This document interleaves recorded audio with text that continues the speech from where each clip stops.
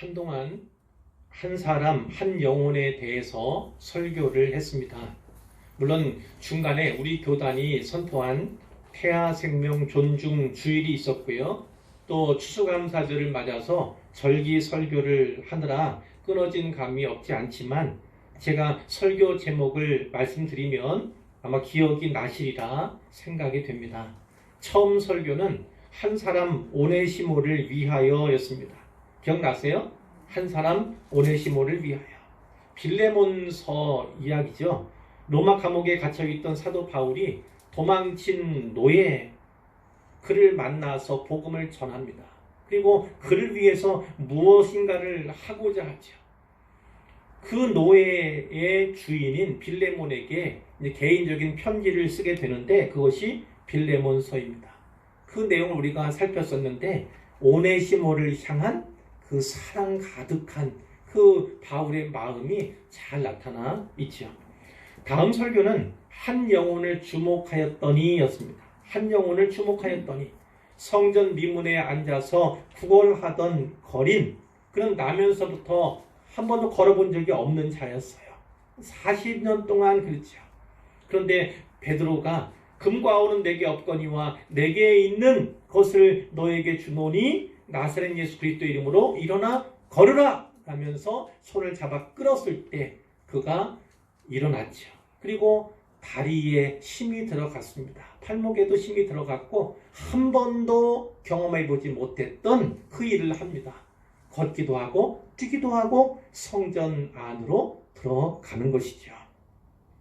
세 번째 설교의 제목은요, 모든 바라바를 위한 죽음이었습니다. 기억나시나요? 모든 바라바를 위한 죽음. 바라바는 예수님 당시에 밀란을 일으키고 그 중에서 살인을 범하고 체포되어 구금 상태에 있던 자였어요. 죄수였습니다. 그 죄는 로마의 반역죄 혹은 반란죄라고 여겨지던 거예요. 그러니까 이 바라바야말로 십자가형에 더 부합되는 인물이었음을 우리가 성경을 통해서 알게 되는 거죠. 그런데 그날 어떤 일이 일어났습니까? 예수님이 바라바 대신해서 십자가를 지셨어요. 어쩌면 바라바가 묶인 채, 못 박힌 채 죽어야 할 그 자리를 예수님이 대신하셨다는 것이지요. 예수님께서 그의 십자가를 대신 지심으로 말미암아 그는 살아났다는 거예요. 물론 구원을 말하는 것은 아닙니다만 그가 예수님의 사랑을 깨닫고 그 은혜를 깨닫고 어쩌면 진짜 그리스도인이 되었을 수도 있겠다, 이런 생각을 우리가 할 수가 있는데, 그 바라바라고 하는 이름의 뜻을 살핀다면 기독교의 어떤 요체가 담겨 있으면 우리가 알 수가 있는 것이죠. 바라바는 말씀드린 것처럼 아빠의 아들, 아버지의 아들, 이런 거예요. 그가 말하자면 민족운동을 했을 수도 있고 열심당원이어서 자기의 이름을 가명으로 사용했을 수는 있지만, 그러나 그 바라바라고 하는 이름 뜻은 모든 아빠의 아들 그리고 모든 아버지의 아들, 이것을 의미한다고 볼 수 있어요. 그렇기 때문에 우리들 가운데 모든 아버지의 아들과 딸들이잖아요, 우리들은요. 그러니까 이 예수 그리스도의 십자가의 복음, 이 복음이 가고자 하는 전해져야 할 모든 영역들, 그것을 다 포괄하고 있다. 즉 예수님께서는 그분의 십자가 사역을 통해서 모든 인간을 구원하기를 원하신다. 모든 인류를 구원할 길을 내셨다라는 거죠.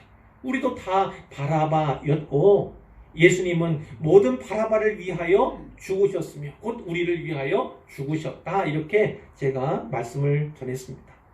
자, 그리고 오늘은 지극히 작은 자 한 사람의 비전이란 제목으로 말씀을 나누려고 합니다. 말씀에 집중하셔서 은혜 받으시고 한 사람 한 영혼에게 집중하고 주목하는 계기가 되었으면 좋겠습니다. 오늘 본문은요, 예수님의 비유의 말씀들 가운데 많은 비유의 말씀들이 있잖아요. 그 가운데 소위 양과 염소의 비유라고 불리는 말씀 속에 들어있는 내용입니다. 때문에 전체적인 맥락 속에서 모든 비유 가운데서 이 말씀을 살펴야 하는 거지요. 31절에 보니까 인자는 예수님께서 자신을 지칭하실 때 쓰신 아주 고유한 표현이에요. 인자가 자기 영광으로 모든 천사와 함께 올 때에, 이때는 예수님께서 영광 가운데 재림하실 그날을 말합니다. 재림의 날이에요.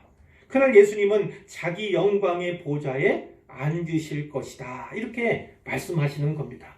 그 영광의 보좌에 앉으신 예수님께서 무엇을 하십니까? 32절에 보니까 모든 민족을 그 앞에 모으신다. 모으실 뿐만 아니라 각각 구분하신다. 구분이라는 건 나누신다는 말씀이에요. 나누신다는 말씀. 이것은 마지막 심판에 대한 메시지입니다. 마지막 심판의 때에 모든 민족을 그 앞에 모으시고 구분하실 것이다. 나누실 것이다. 이렇게 말씀하는 거죠. 그러면 어떻게 나누고 구분하실 것인가? 예수님께서 한 가지 예를 들어서 말씀해 주셨어요. 마치 목자가 양과 염소를 구분하는 것 같이 할 것이다, 이렇게 말씀하십니다. 낮에는요, 양과 염소가 같이 있어요. 함께 풀을 뜯어 먹습니다. 그러나 밤이 되면 달라요. 목자는 양과 염소를 분리합니다. 자, 상식적으로 봐도 양은 털이 이렇게 두터운 그런 동물이잖아요. 하지만 염소는 그렇지 않습니다. 그러니까 염소에게는요, 따뜻한 잠자리가 필요한 반면에 양은 좀 더 서늘한 바깥 공기를 선호한다, 이렇게 알려져 있어요. 이런 특성을 잘 아는 목자가 밤이 되면 양과 염소를 분리하는 것입니다. 마태복음 13장에는 곡식과 가라지 비유도 있어요. 곡식과 가라지 비유 잘 아시죠? 예수님께서 천국 비유 가운데 하신 말씀인데, 천국은 좋은 씨를 제 밭에, 자기 밭에 뿌린 사람과 같다, 이렇게 비유하시면서 그 내용을 하셨어요.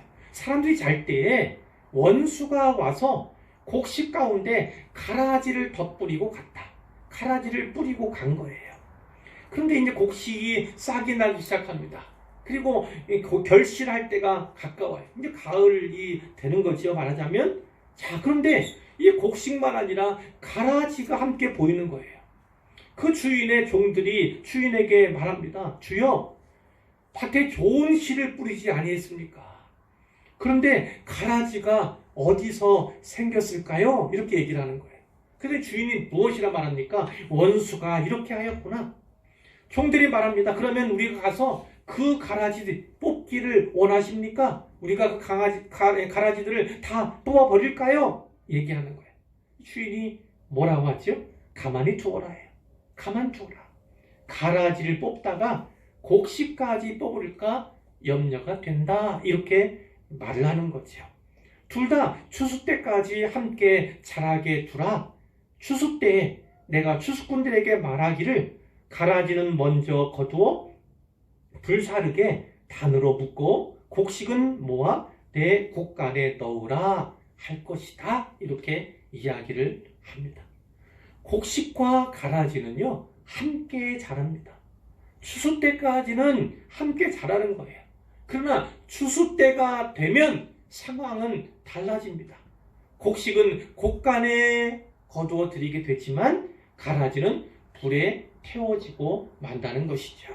마찬가지로 양과 염소도요, 낮에는 같이 지냅니다. 낮에는 같이 지내요. 그러나 밤이 되면 구분이 되고 나누어진다는 겁니다. 어떻게 나눌까요? 요한복음 10장 27절에 보면 내 양은 내 음성을 들으며 나는 그들을 알며 그들은 나를 따르느니라, 예수님의 이 말씀이 있어요. 내 양은 내 음성을 안다. 어떤 걸까요? 양은 경험적으로 그 목자의 음성을 아는 거예요. 한 번 듣는 게 아니라 매일매일 들으니까 주인의 음성인 줄을 알고, 이때가 되면 주인이 무엇을 원하는지를 알고 따르는 거죠. 말씀을 듣고 믿고 순종하는 것에 대해서 말씀을 하신 거예요. 오해하시면 안 됩니다. 양과 염소 이야기는요, 비유, 그 가운데서 은유일 뿐이에요. 은유. 실상은 양들 가운데에서도 목자의 말을 듣지 않는, 목자를 따르지 않는, 목자에게 순종하지 않는 그런 양이 있을 수 있는 거예요.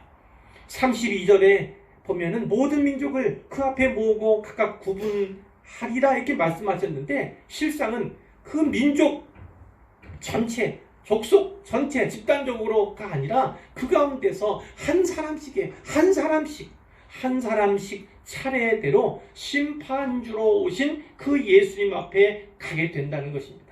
그리고 그분의 판단과 그분의 처분을 기다리게 되는 거예요. 그리고 그 처분, 그 판단, 그 심판은 궁극적이고 최종적이에요. 항소, 상고할 수 없어요. 예수님께서 그때 판단하신 그것이 궁극적이고 완전한 그러한 판단이 되는 것임을 우리가 알아야 하는 것이죠. 33절에 보면 양은 그 오른편에 염소는 왼편에 두리라 이렇게 말씀해요. 성경에서 양은 일반적으로 하나님의 백성을 상징하지 않습니까? 그리고 오른편이 왼편보다 좋은 거예요. 오른편은 거의 다 좋은 쪽으로 나타나고 있습니다. 그때 임금은 왕이고 곧 예수님이죠. 예수님이 왕이신데 그분이 심판주로서 이 땅에 오실 거라는 거예요.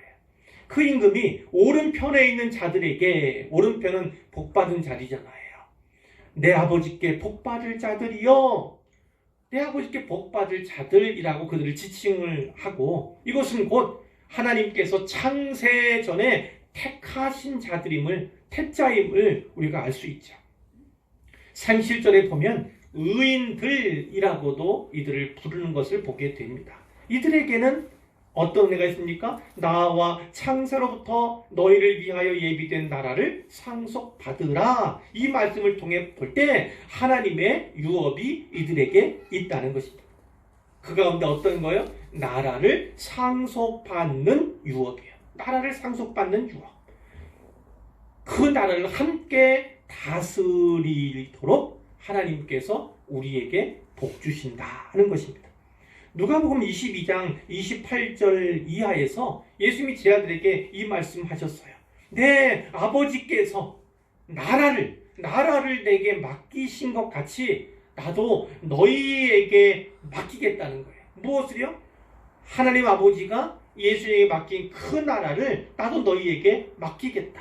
그럼 어떻게 됩니까? 너희들은 내 나라에 있어서, 내 나라에 있으면서 내 상에서 먹고 마시며 주님과 더불어 식탁에 교제도 나눌 수 있을 만큼 친밀하고 가깝다는 거지요. 또는 보좌에 앉아 이스라엘 12지파를 다스리게 하려 하노라. 이렇게 예수님께서 말씀하셨어요. 그런데 정작 28절 맨 앞에는 무슨 말씀이 있냐면 너희는 나의 모든 시험 중에 항상 나와 함께한 자들인지. 예수님께서 시험 당하실 때 어떤 시험이었어요? 무엇보다도 그 고난과 또 멸시와 수치, 모멸, 그때, 그리고 십자가, 그리고 죽음, 이런 것들이죠. 이 모든 시험 가운데 항상 나와 함께한 자들인즉, 물론 이때는 십자가 지시기 전이지요. 항상 예수님과 주님과 함께한 자들에게 이러한 은혜가, 이러한 복이, 이러한 영광이 있게 될 것에 대해서 예수님께서 말씀하신 겁니다. 사랑하는 성도 여러분, 저와 여러분에게도 이와 같은 복이 있기를 주님의 이름으로 축원합니다. 아멘. 그런데 이어지는 말씀을 보세요. 내가 줄일 때에 너희가 먹을 것을 주었고, 목마를 때에 마시게 하였고, 나그네 되었을 때에 영접하였고, 헐벗었을 때에 옷을 입혔고, 병들었을 때에 돌보았고, 옥에 갇혔을 때에 와서 보았느니라. 이렇게 그 왕이신 예수님께서 말씀하시는 거예요. 6가지 상황이 먼저 나오고 그 뒤에 각 상황에 따라서 베푼 선행이 나타나고 있어요. 그런데 이 선행들은요, 사람들이 일상적으로 행할 수 있는 것들이에요. 이것을 기억하셔야 합니다. 일상적으로 행할 수 있는 것들이라는 거예요. 다시 말해서 이 앞에 있는 6가지 상황과 그 상황 가운데 베푼 선행들은요, 부자가 아니어도, 내가 능력이 부족해도, 내 지식이 적어도, 특별한 탤런트가 없어도 할 수 있는 행위들이라는 공통점이 있는 거예요. 이 사람들은 이 임금의 말씀을 듣고 놀라지요. 사실 이 사람들은 오늘 우리처럼 주님을 직접 뵌 적도 없고요. 그러니까 그 주님을 위해서 선행을 직접 베푼 적이 없는 사람들이에요. 그러니까 뭐라고 대답합니까? 주여, 우리가 어느 때에 주께서 줄이신 것을 보고 음식을 대접했으며 목마르신 것을 보고 마시게 하였습니까? 어느 때에 나그네 되신 것을 보고 영접하였으며 헐벗으신 것을 보고 옷 입혔나이까? 어느 때에 병드신 것이나 옥에 갇힌 것을 보고 가서 배웠나이까? 이렇게 말하게 된다는 거예요. 말할 수밖에 없게 되겠지요. 근데 임금이 이렇게 말씀하는 거예요. 내가 진실로 너에게 이르노니 너희가 여기 내 형제 중에 지극히 작은 자 하나에게 한 것이 곧 내게 한 것이니라, 이렇게 말씀을 하신다는 거죠. 여기 내 형제, 이거는 콕 집어 말하면요, 성도를 말합니다. 성도. 이 성도는 거룩할 성 무리 도자예요. 그래, 거룩한 무리를, 복수형을 말하는 거예요. 그러니까 이 성도들 가운데 한 명, 그 하나에게 한 것. 그런데 같은 성도이지만 지극히 작은 자 하나에게 한 것이 곧 내게 한 것이다, 이렇게 예수님이 말씀하는 거예요. 죽이고 목마르고 헐벗고 병들고 나그네가 되었고 옥에 갇힌 비천하며 궁핍한 상태에 처한 형제 그리스도를 향해서 인격적으로 반응을 하고 그의 필요를 채워주는 자를 주님께서는 마치 자기 자신에게 주님께 한 것처럼 기억하시고 인정해 주시겠다는 말씀이에요. 기억하고 인정해 주시는 것만 아니라 갚아주시는 거죠. 대신 갚아주시되 가장 좋은 것으로 갚아주시는 것이 우리 주님이시라는 사실을 꼭 기억하시길 바랍니다. 우리 주님은요, 성도 한 사람 한 사람과 자기 자신을 동일시하는, 동일하게 여기시는 분이세요. 우리가 그 사실을 깨닫는다면, 아니 깨달아야 사람을 대할 때 마치 주께 하듯이, 주를 섬기듯이 할 수 있게 되는 것입니다. 이 말씀은 나아가서 모든 사람들에게도 적용이 가능해요. 하나님은 모든 사람이 구원받기를 원하십니다. 하나님의 예정이 있습니다. 그 예정은 선택과 유기, 택하심, 유기는 버렸다는 거예요. 구원의 문제이지만 이 예정이 있음에도 불구하고 하나님은요, 잘 아셔야 합니다. 어느 누구에게도 가르쳐주지 않아요. 저 사람이 택자인지, 하나님이 택하신 자인지, 아니면 유기자인지, 하나님이 구원하시지 않기로, 버리시기로 작정하신 자인지 아무에게도, 누구에게도 알려주시지 않습니다. 그걸 아셔야 돼요. 그렇기 때문에 우리는 모든 사람에게, 그가 택자인지 유기자인지 모르기 때문에 모든 사람에게 복음을 전해야 하는 것입니다. 마찬가지로 어떤 사람이 아직은 성도가 아니어도, 장차 그가 성도가 될지 안 될지 우리는 알 수 없으니까 모든 가능성들을 다 열어놓고 모든 사람에게, 그 가운데서도 지극히 작은 자에게 선행을 베풀어야 한다, 이렇게 예수님께서 말씀해 주시는 거예요. 그러니까 하나님 사랑과 이웃 사랑은 같이 가는 겁니다. 하나님을 사랑한다면 이웃도 사랑해야 하는 것이고요, 하나님을 사랑하는 만큼 이웃을 사랑할 수 있는 것입니다. 이웃을 사랑하지 아니하면서 하나님을 사랑한다, 이렇게 말할 수는 없다는 것이 성경의 메시지죠. 반면에 41절에 보면 왼편에 있는 자들이 있잖아요. 왼편에 있는 자들. 그는 어떤 자들입니까? 저주를 받은 자들이에요. 저주를 받은 자들. 나를 떠나 마귀와 그 사자들, 이 사자는 보통 천사를 말하는데 여기서는 마귀를 따르는 타락한 천사들을 말하겠죠. 귀신을 일컫는다 이렇게 볼 수도 있어요. 마귀와 그 사자들을 위하여 예비된 영원한 불에 들어가라. 영원한 불못에 들어가라. 이렇게 말씀을 하십니다. 34절 어떻게 돼 있었어요? 나와. 하나님을 가까이 하던 사람이지만 그 심판주이신 예수님께서 더 가까이 내 앞으로 나오도록 이렇게 부르시잖아요. 근데 이 사람들, 왼편에 있는 사람들은 어떻게 합니까? 나를 떠나라는 거예요. 나를 떠나. 하나님과의 영원한 분리, 영원히 하나님과 분리되는 그런 상태를 의미하겠지요. 예수님은 그들을 향해서 이렇게 말씀하세요.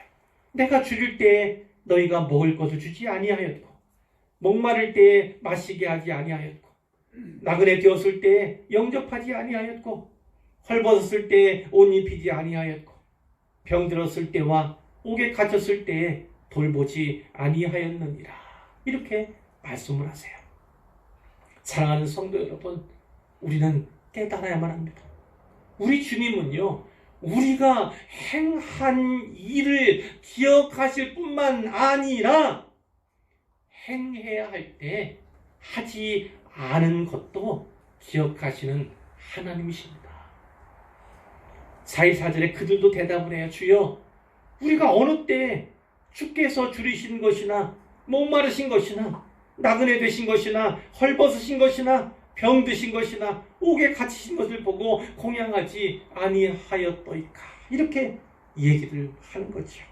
그때 임금이, 예수님이 대답하십니다. 내가 진실로 너에게 이르노니 이 지극히 작은 자 하나에게 하지 아니한 것이 곧 내게 하지 아니한 것이다. 이렇게 말씀을 하죠. 결국 그 판단, 심판은 영원한 것이고 최종적인 것이어서 그들은 영벌에 처해지게 되는 것이고 의인들은 영생으로 들어가게 되는 것입니다. 여러분, 본문에 나오는 이 왼편에 있는 자들이 적극적으로 어떤 악행을 행한 것이 아니에요. 적어도 이 본문에서는 그렇게 나타나 있습니다. 단지 선행을 베풀지 않았을 뿐이에요.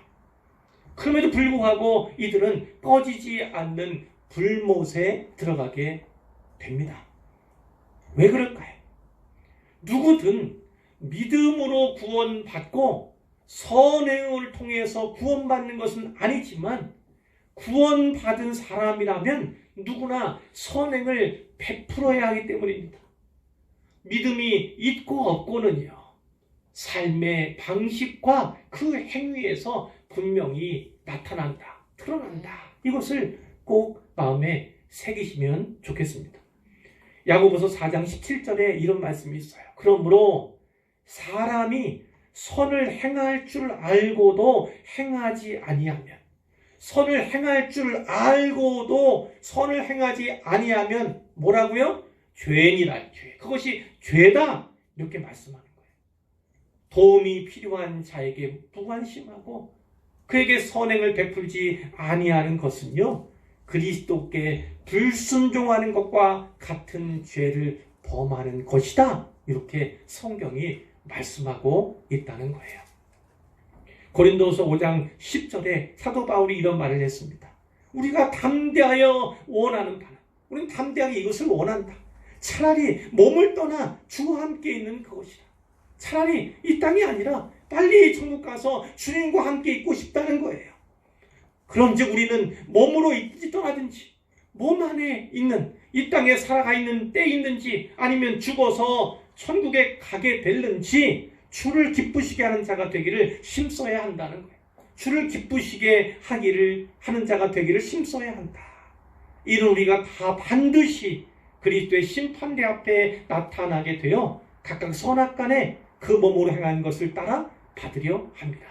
모든 인생은 다 언젠가 반드시 그리스도의 심판대 앞에 서게 될 것이다. 각각의 각각 한 사람 한 사람씩이에요. 선악간에 하나님의 판단, 그 선악의 판단은 누가 합니까? 하나님이 하시는 거예요. 주님께서 하시는 겁니다. 그리고 그 기준은 우리에게 주셨어요. 그것은 성경 하나님의 말씀이에요. 그것으로 선과 악이 구분되는 거지. 그 몸으로 행한 것은 이 땅에 육체 가운데 있을 때 행한 것을 따라서 심판을 받게 된다고 분명하게 말씀하는 것입니다. 다시 말씀드려요. 주님은 우리가 행한 것을 기억하실 뿐만 아니라 우리가 행해야 할 때 행하지 않은 것도 기억하신 하나님이심을 꼭 기억하시기를 바랍니다. 그런데 성경은요, 작은 자의 비전, 한 사람의 비전에 대해서도 말씀을 해요. 우리가 또 하나의 본문 삼았던 이사야 60장 21절 22절에 보면 그런 말씀이 있죠. 그들은 내 백성 얘기하면서 내 백성의 나의 영광을 나타낼 것이다, 이렇게 말씀을 해요.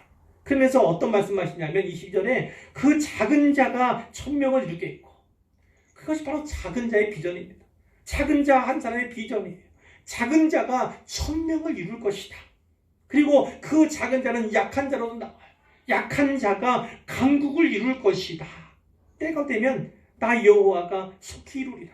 누가 그렇게 하는 겁니까? 작은 자가, 연약한 자가 그렇게 하는 것이 아니라 하나님 여호와가요.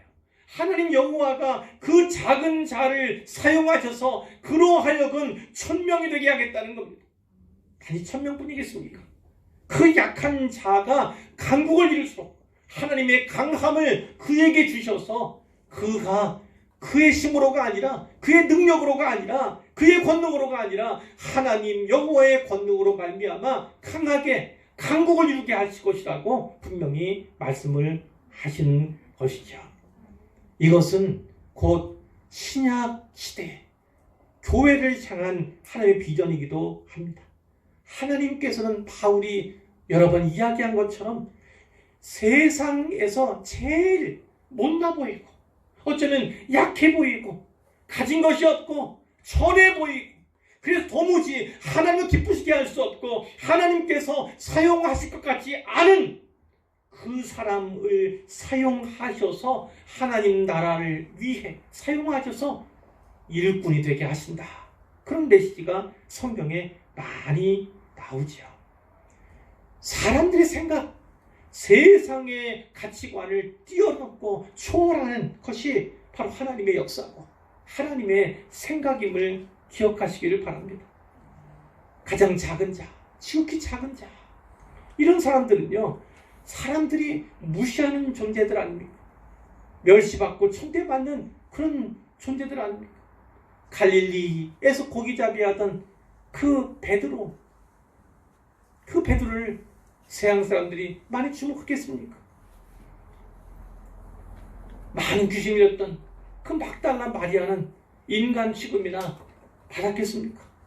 바울이 말했던 것처럼 감은 좋지 않고 무식하고, 그리고 천한 사람들이 예수님을 믿게 되었을 때 하나님 그들에게 어떤 역사를 하실지 그것을요 예견하고 예측한 사람들, 기대한 사람들은 거의 없었어요.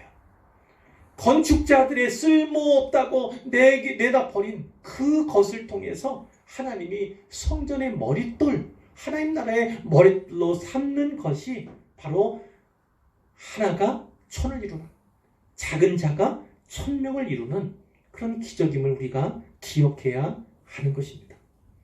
우리는 많은 사람을 통해서, 그리고 능하고 강한 자를 통해서 하나님이 일하신다고 생각하지만 이 기독교의 역사를 보면 전혀 그렇지 않습니다. 물론 강한 자를, 물론 또 위대한 자를 사용한 그런 적도 없지 않아 있지만 하나님은 오히려 한 사람을 사용하셨다. 그 시대에 가장 거룩하며 어쩌면 가장 연약하며 가장 부족해 보이는 그 한 사람, 그를 주목하시고 그를 준비시키시고 그리고 결국 그를 사용하셔서 세상 사람들이 깜짝 놀랄 만한 위대한 일을 하셨다. 이것이 바로 성경이, 또 기독교 역사가 우리에게 분명하게 보여주시는 거죠. 이것이 하나님이 일하시는 방법이고 그분이 일하신 발자취임을 우리가 알게 되는 것입니다. 그렇기 때문에 우리가 하나님의 생각과 그분의 시선, 그분의 시각을 가질 필요가 있어요. 그것을 우리의 비전으로 삼아야 하는 것입니다. 이쯤에는 어떤가요? 그 작은 자의 비전, 지극히 작은 자의 비전, 한 사람의 비전을 놓치면서 살아가는, 놓치는 교회가 또 많이 있음을 보게 됩니다.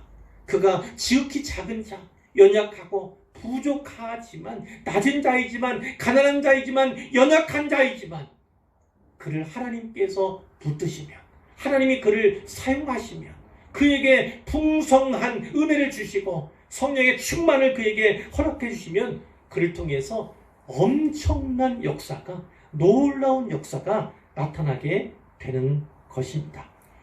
세상 사람들은요, 많은 기준을 가지고 삽니다. 이 집에는 얼마나 강한 육체를 가지고 있는가, 얼마나 많은 돈과 재물을 소유하고 있는가, 그가 얼마나 많은 그런 지식과 얼마나 좋은 학력과 학위를 가지고 있는가, 이것을 통해서 판단하는 경우가 많이 있지요. 그러면서 속습니다. 기대했던 만큼 그렇게 하지 못하는, 또 그 가운데서 하나님의 역사가 나타나지 않는 그런 것들을 많이 보고, 오히려 크지만 또 오히려 많지만 그 가운데서 성령의 역사가 나타나지 않는 그런 것도 봅니다. 그러면서도 바꿀 생각은 하지 못했던 것이 또 교회의 현실이기도 한 것이죠. 우리는 하나님의 관점과 그분의 시각과 시선으로 사람을 바라보아야만 하는 거죠. 하나님은 오히려 한 사람을 주목하시되 지극히 작은 자, 그 한 사람을 주목하는 거예요. 그 한 사람을 통해서 일하시는 겁니다. 이사야 51장 2절에 보면 이런 말씀도 있어요. 너희의 조상 아브라함과 너희를 낳은 사라를 생각하여 보라. 아브라함 믿음의 선조, 믿음의 조상이잖아요. 너희는 누구예요? 모든 이스라엘이에요. 이 아브라함, 그 사라는 자녀가 없었지 않습니까? 자식이 없었어요. 여기 뭐라고 되어 있냐면 아브라함이 혼자 있을 때, 물론 사라가 있었지만 그거를 무엇을 말하면 자녀가 없었다는 거예요. 그때 내가 그를 부르고 아브라함을 부르고 그에게 복을 주어 창성하게 하였느니라, 이렇게 말씀하는 거지요. 1000명만 되었습니까? 모든 이스라엘 민족이 그 아브라함을 통해서, 그 사라의 태를 통해서 나타나게 되는 것이죠. 창세기 12장 우리가 너무 잘 아는 말씀이 있잖아요. 여호와께서 아브라함에게 말씀하셨어요. 너는 너의 고향과 친척과 아버지의 집을 떠나 내가 네게 보여줄 땅으로 가라. 내가 너로 큰 민족을 이루고 네게 복을 주어 네 이름을 창대하게 하리니 너는 복이 될지라. 하나님께서 큰 민족을 이루게 하겠다. 너로 하여금, 그때는 누구라고요? 자녀가 하나도 없었어요. 아들이 없었어요. 그런데 그 너로 하여금 큰 민족을 이루게 하겠다. 네 이름을 창대하게 하겠다. 너를 복삼아 주겠다. 이렇게 말씀을 하는 겁니다. 12장 3절에 어떤 말씀이 있습니까? 너를 축복하는 자에게는 내가 복을 내리고 해. 축복하는 자에게는 내가 복을 내리고 너를 저주하는 자에게는 내가 저주하리니 땅의 모든 족속이 너로 말미암아 복을 얻을 것이라. 아브라함도 그때는 작은 자였습니다. 한 사람에 불과했고 지극히 작은 자 가운데 하나예요. 그는 나그네였습니다. 그런데 하나님께서 그와 함께 하시니까, 그를 택하시고 그를 도우시니까 놀라운 일이 있지 않습니까? 그를 통해서, 그 안에 사라의 태를 통해서 한 민족이 나오는, 그뿐만입니까? 영적인 이스라엘까지 나오는 놀라운 은혜가 그에게 있게 되는 것이죠. 원리는 동일합니다. 그를 축복하는 자에게는 하나님이 축복하는 것이고 그를 저주하는 자에게는 저주하는 겁니다. 지극히 작은 자에게 선대하는 자를 하나님께서 축복하시는 것이고요. 오히려 그를 저주하고 또 나 몰라라 하는 자에게는 하나님이 또한 복을 주지 아니하시는 것입니다. 우리 한 사람 한 사람이 바로 그렇게 하나님의 복이 된 거예요. 복, 그리고 복의 통로가 되었죠. 그렇기 때문에 우리를 향해서 어떻게 하는가? 그를 선대하는가? 그를 축복하는가? 그를 에게 베푸는가? 아니면 그렇지 않은가에 따라서 그의 운명이 결정되고 그가 복을 받든지 복을 받지 못하든지가 결정되는 것입니다. 역시나 마찬가지예요. 우리는 주님과 동일합니다. 우리 편에서 이렇게 말씀드리기는 좀 그렇지만 주님은 우리와 자기 자신을 동일시하신 하나님이라는 사실을 꼭 기억해야겠습니다. 마태복음 13장 31절 여기에 어떤 비유가 있냐면 천국은 마치 사람이 자기 밭에 갖다 심은 겨자씨 하나 같으니 겨자씨 하나 겨자씨가 작잖아요. 작은 씨 그 가운데 가장 작은 씨를 묘사하는 것이 이 겨자씨 하나인데 이는 모든 씨보다 작은 것이로되 이 겨자씨가 자라면 어떻게 됩니까? 풀이 아니라 나무가 된다는 거예요. 겨자 나무가 된다는 거예요. 자라니까 나중에는 공중의 새들이 와서 그 가지에 깃들일 만큼 이 가지에 와서 쉬고 또 머물다 갈 만큼 그럴 만큼 자란다는 그 말씀을 하는 거예요. 결국 이것은 하나님 나라의 확장을 하나님 나라의 성장을 그리고 하나님 나라의 원리를 분명하게 말씀하고 있는 것이죠. 우리는 이 땅에 살고 있지만 이 땅에 속한 자는 아닙니다. 예수 믿는 그리스도인들은 다 이 땅이 아니라 하늘에 속한 자들이에요. 그러니까 세상적인 가치관, 이 땅의 가치관으로 살아가서는 안 되는 것이고요. 이 땅에 살아가고 있지만 우리가 하늘에 속한 자들이므로 하나님께서 기뻐하시는 그 가치관, 하나님 나라의 원리를 따라 살아가는 것이 마땅합니다. 그렇기 때문에 한 사람에게 집중을 해야 합니다. 그 가운데서도 지극히 작은 자 한 사람에게 주목을 하는 것이죠. 예수님께 하듯이 그를 돕고 섬기고 그와 나누고 가르치는 것입니다. 그러면 어떤 일이 일어납니까? 작은 자가 천명을 이루는 것입니다. 약한 자가 강국을 이루게 되는 것입니다. 작은 교회가 적은 교회가 큰 교회가 되고 강한 교회가 되는 것입니다. 겨자씨 하나과 같은 시중에 가장 작은 것이지만 그 존재는 풀이 아니에요. 그것은 나무입니다. 처음에는 마치 풀보다도 못하고 이것이 풀인가 여겨지지만 그러나 그것은 풀이 아니라 나무의 나무. 그 나무가 되어서 크게 자라고 그 가지에 많은 새들을 깃들이도록 또 머물다가 갈 수 있도록 쉬어갈 수 있도록 만드는 그러한 능력을 행하게 된다. 이 말씀이죠. 이런 비전을 품을 때 지극히 작은 자 한 사람에 대한 비전을 품을 때 교회는 부흥하고 성장할 수밖에 없습니다. 그를 통해서 하나님 나라는 확장되어 갈 것이고 더욱더 지령이 넓혀지게 될 것입니다. 우리가 원하는 것, 우리가 붙잡아야 할 것은 이겁니다. 지극히 작은 자 한 사람에게 주목하고 그 지극히 작은 자 한 사람에게 집중하며 그 지극히 작은 자 한 사람 위에서 많은 것을 쏟는 것입니다. 그러면 그 지극히 작은 자가 하나님께 붙들려서 어마어마한 일, 참으로 놀라운 일을 할 수 있음을 우리가 믿음으로 바라보아야 하는 것이죠. 그래서 한 사람에 대한 투자, 그것은 교회가 마땅히 해야 할 일입니다. 특별히 지극히 작은 자 한 사람을 천대하거나 세상 사람들이 보는 그 시선과 시각으로 보는 것이 아니라 하나님의 시선과 시각으로 보고 이 성경 말씀 기준에서 바라볼 때 놀라운 일들이 그에게도 또 교회에도 믿음의 공동체에도 하나님의 나라에도 분명히 나타나게 될 줄로 믿습니다. 이런 비전을 품는 우리 모두가 되면 좋겠습니다.